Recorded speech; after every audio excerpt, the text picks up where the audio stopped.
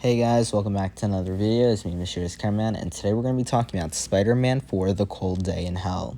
So, this is an interesting fan film. I feel like I've said this a lot in a lot of recent videos, but ever since I've begun Fan Film Finder and I've been watching a lot of lower quality fan films, which I would say I used to do, but not to this level. I will say that this is what I've said in other things. I don't think I've ever seen a fan film quite like this. And I'm going to be honest, I have a history with this fan film. 7 months ago, someone asked me to review this fan film. And I was like, okay, let's do it. So I went to watch, I think this is like the only fan film this has ever happened to me for. And I would never let myself do this. But it was an 1 hour fan film. I saw it. And I started watching, I think it was like 15 minutes in. And I was like, I'll finish it later. It's been 7 months, and I finally was like, okay, let's actually get to it. And I actually ended up getting to it through Fan Film Finder, which is a Google form which you can fill out in the description of every video and submit any fan film you want through there, and I'll review it at some point. I'm a little behind on it, but I'll get up to it eventually. Also, if you want to sign up for Fan Film Fest, that's an event going on between May 25th and May 27th. We have a lot of panels going on, a lot of incredible trailers and films showing. It's going to be great. But let's talk about this fan film. As I said, this fan film is very interesting. This is the event of all events. I don't think I've seen a fan film, a Spider-Man fan film, or any fan film on a scale quite like this. The opening is good. I'll say I was pretty happy with how the film was beginning. I will say this does suffer a little from green screen. I will say the editing in this is the most important part of this film. This entire film hinges on the editing. And it's edited in very interesting ways. I'm going to be honest, I don't know if they did 3 other Spider-Man films before this, but this was a bold project.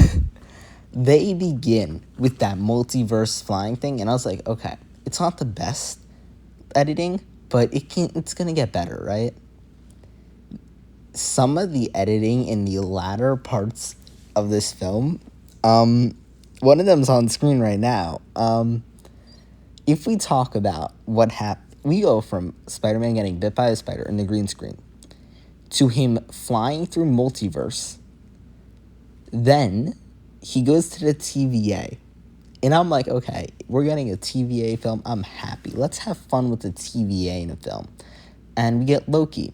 And then there's this one scene where Loki's kind of just like his back. We don't see his face. I don't think we ever actually see Loki's face.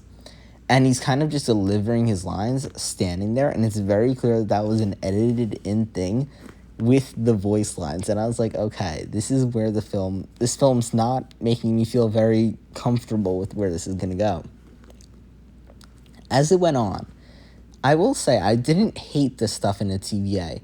But once more, the editing with the green screen was very shaky.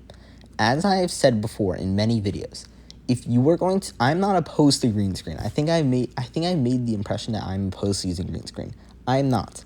But if you are going to resort to using green screen instead of a live set, you need to make sure the green screen looks realistic. It's not asking for very much, I feel. If you were going to take the easier way out, instead of doing a scene on a practical set to just film in from a green screen, if you're going to take that way out, you're going to have to then say, I'm going to do it, but I'm going to work to make the green screen look good. But if you don't even work to do that, then you're kind of just sacrificing that scene. And I will say some of the stuff in the TVA I actually didn't hate. I thought it was actually pretty decent, that part of the film. And then I think he prunes himself. And I could be wrong, but I think that next is the Rhino fight. I could be wrong. A lot happens in this film. But then we get a fight with, Green Goblin, I think, is next. Well, Green Goblin's here, too. And Green Goblin, and they keep alluding to Mr. Sinister, but there's also, Ben Reilly with, a lot of, or not Ben Reilly, some other Spider-Man with a lot of arms. So then he goes to this planet, and there's this rhino fight. And oh boy, this rhino fight is interesting. The way that the Spider-Man Far From Home suit fighting the rhino with a very interesting looking face, just I was like fascinated. Like, I don't think I've ever seen a fan film that has attempted editing like this and then not stuck the landing. Like, Spider-Man Lotus had pretty incredible editing, and I was fascinated by the editing, but it stuck the landing. Some of the editing in the, like, I was like, this looks like PS2 gameplay graphics.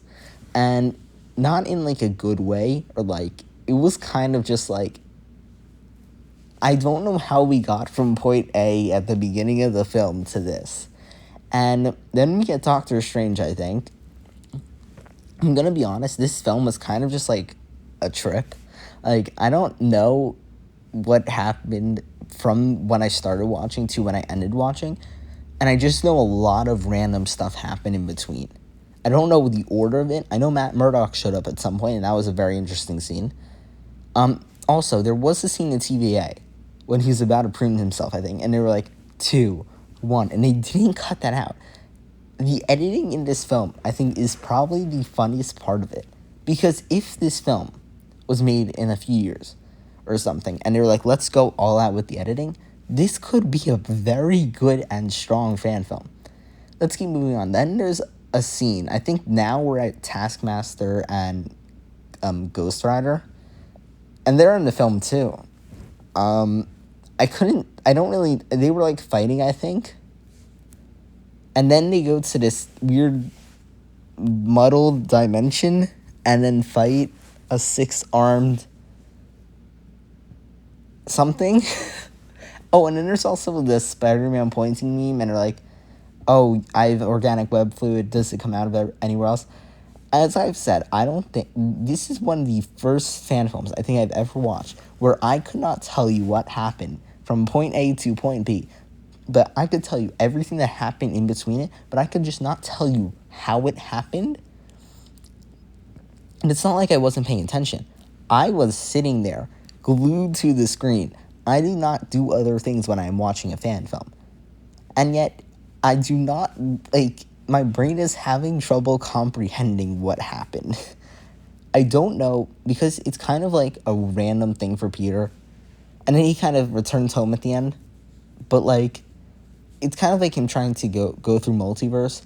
But my biggest issue with this film is it's so unbelievably high-scaled.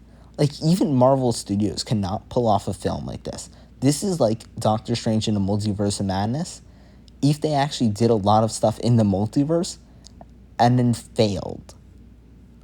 It was such an interest. I will say, I was watching it, and I was like, oh, the pruning themselves thing happened in Loki, and then he did the thing to do the snake thing. I was like, that was cool.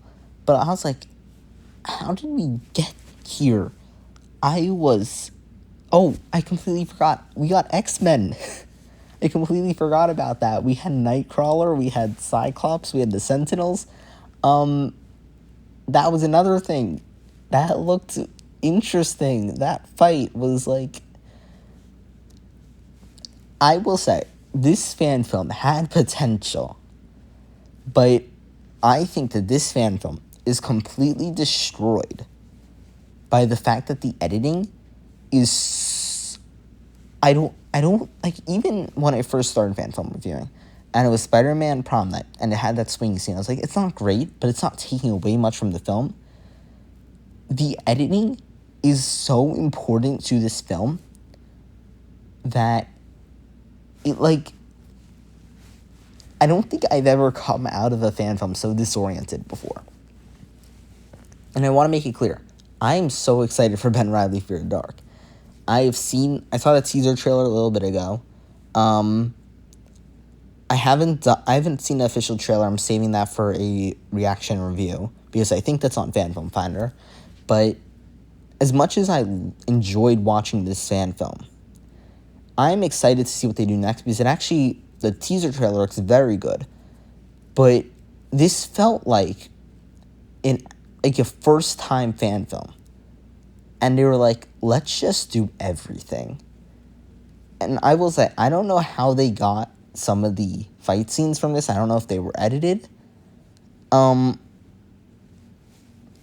feel like this film tried so hard to be good editing. And yet, there were some of the most easy editing mistakes.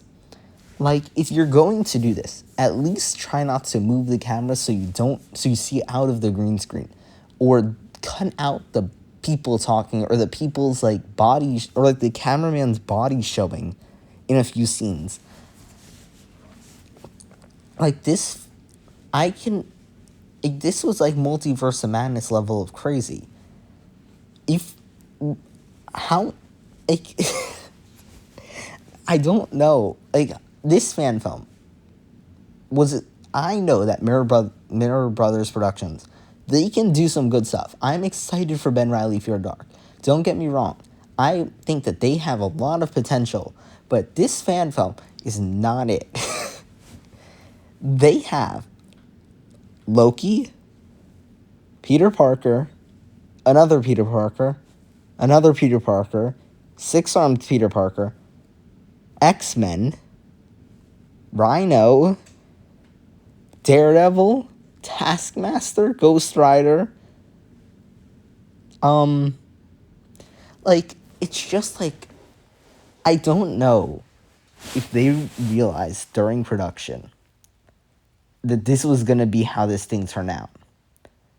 And I want to make it clear, when I do my Ben Reilly Fear the Dark official trailer, I've seen promotional stuff. That fan film looks incredible, and I'm probably going to praise that thing. So I want to make it clear, I do not think that Mirror Brothers Productions does not have potential. I think that they have a ton of potential, and I'm so excited to see what their channel does. But this fan film just was like, this is a learning fan film, but there isn't much. I feel like this fan film is just so overshadowed by the fact that the editing is inconsistently bad and worse. And I hope that the editing improves. I think that the editing improves. I've seen some clips that it looks like the editing improves. But if you realize that editing is not your strong suit, then take it out of editing. Like, for me, I realized that Spider-Man Kingpin of Time, pretty ambitious. I knew editing was not my strong suit. So I took it back and did a fan film with very little editing. A lot of hand-to-hand. That one was a lot better. So learn your strengths, learn what you're best at, and go into the fan films with a plan. I don't think I'm really going to do a 6 points on this. Actually, why not? Let's do it. Directing was good. I thought the directing was fine. But I think another thing with the directing is if you're directing this and you're not seeing what's going on, like, editing is some of the most weird, inconsistent editing I've ever seen in a fan film. The acting was good. I actually did like Peter. I liked Matt. I liked a lot of the performances. I think that was actually probably the strongest part. Another issue with the story, I could not tell you the story. He goes through multiverse. It's maybe all I could tell you because the editing is so weird. The choreography, I don't even know if there was choreography. And the music was just a Marvel music. But that was all I had to say. I'm going to be honest, this is probably the harshest review I've ever given on my channel. And I've been fighting myself like, don't be that harsh. Don't be that harsh. Try to say nice things. But, like, this is something else. And I'm so excited to see Ben Reilly Fear the Dark. I'm probably going to release that official trailer reaction review tomorrow or the following day whenever this is posted. Just because I want to have, like, a positive video about Mirror Brothers Productions. But this was just a very interesting fan film. I think that's really the best way to put it. It is a learning experience. And I think I can't say anything else. And I'm going to end it there. Thank you guys so much for watching this video, and I'll see you guys in the next one. Bye, guys.